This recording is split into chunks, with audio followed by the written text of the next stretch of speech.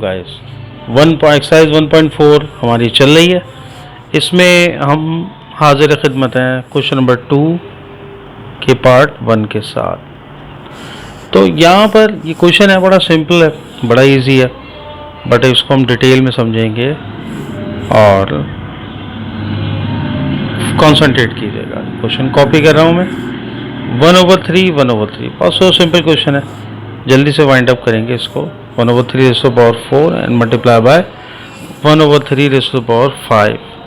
तो basis same है, multiply हो रही है, पावर्स ऐड होंगी।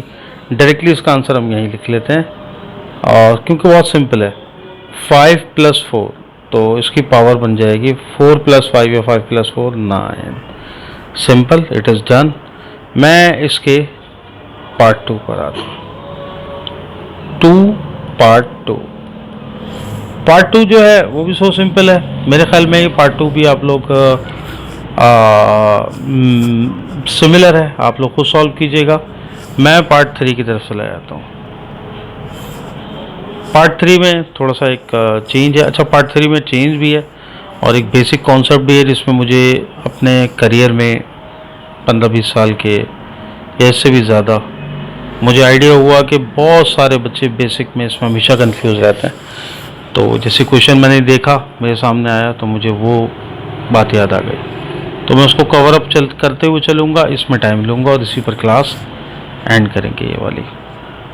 तो ये क्वेश्चन है -4/5 raised to the power 3, -4/5 raised to the power 3 multiply by, यहाँ पर 5 है, सॉरी, नेक्स्ट वाली 5 है।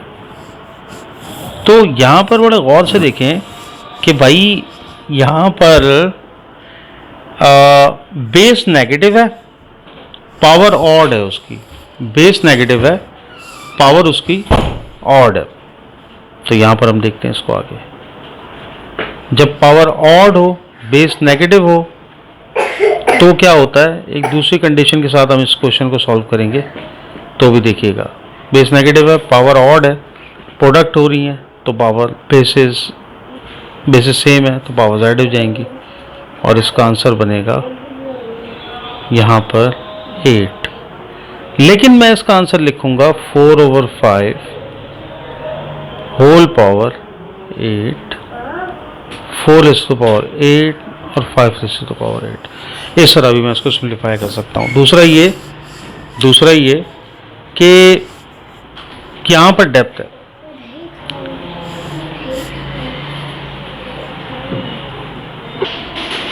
रियली वेरी सॉरी गाइस, थोड़ी सी डिस्टर्बेंस थी।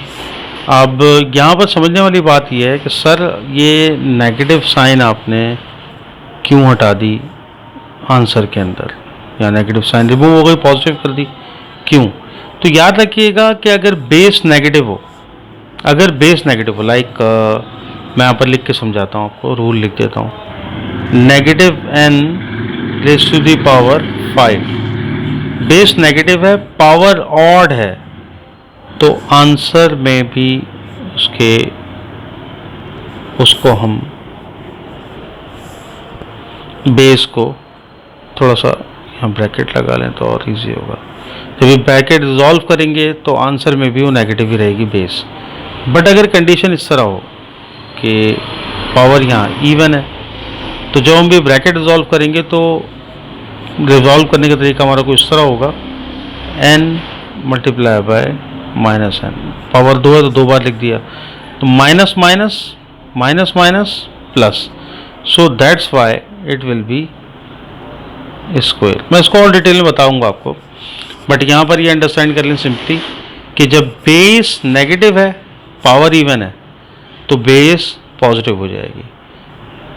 बेस नेगेटिव है, पावर ऑड है, तो बेस नेगेटिव ही रहेगी। ये सिंपल रूल याद कर लीजिएगा। इसकी बहुत सारी एग्जांपल्स हैं वक्तन फवक्तन, लाइक